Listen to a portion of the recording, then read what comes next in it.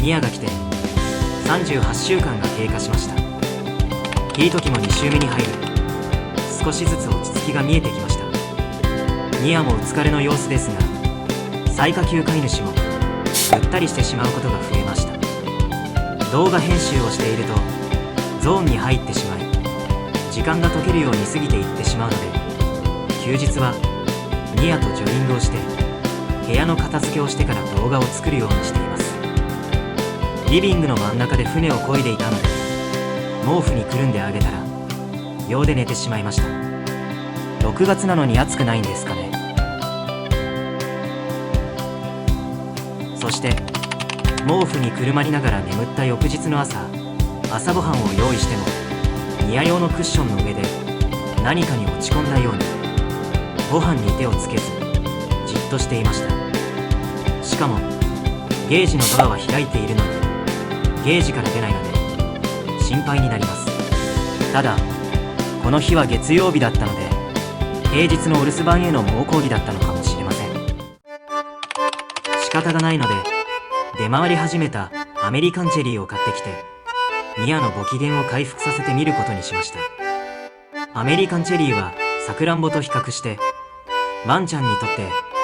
必要な栄養素が多いので、おやつ程度に与えても問題がない食材です。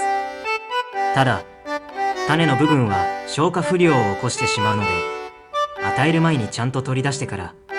与えるようにします。ニアにとっては初めてのアメリカンチェリーだったので、警戒してペロペロしながら食べ進めていきます。それにしても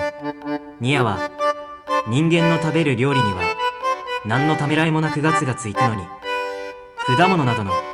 素材そのままの食材に注意深くなるのは、本能をほとばしるヒート期のニアがすべき行動には適さないような気がします。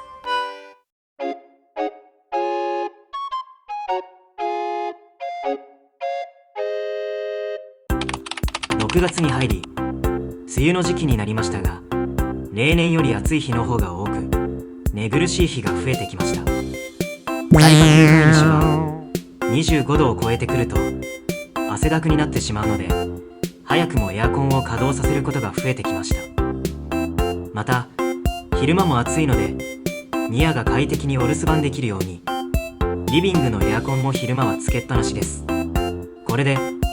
定額減税が適用されても電気ガス代の補填に使うことになるので、正直暮らし向きの向上にはつながらないですね。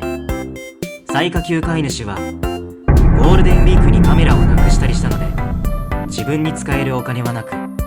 ボーナスも原材料費の高騰で期待できないです。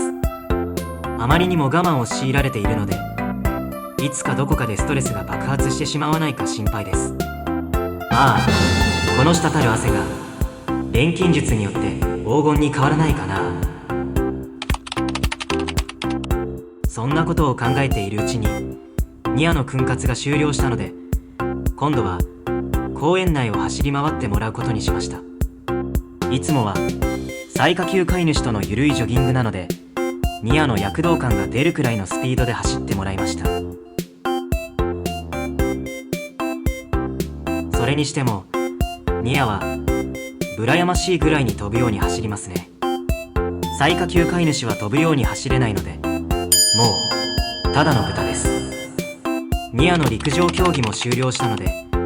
のんびりと家に帰ります。路地裏を散策しながら帰ろうと思い、歩いていると猫ちゃんに出会いました。いつもだと猫ちゃんは逃げてしまうので、ゆっくり近づいてみます。ニアは警戒して近づきませんね。これから最下級飼い主は仕事ですが、皆さんは優雅な休日をお過ごしください。引き続きこんなテンションで動画を作っていきますので、少しでもほっこりしたらチャンネル登録と高評価をお願いします。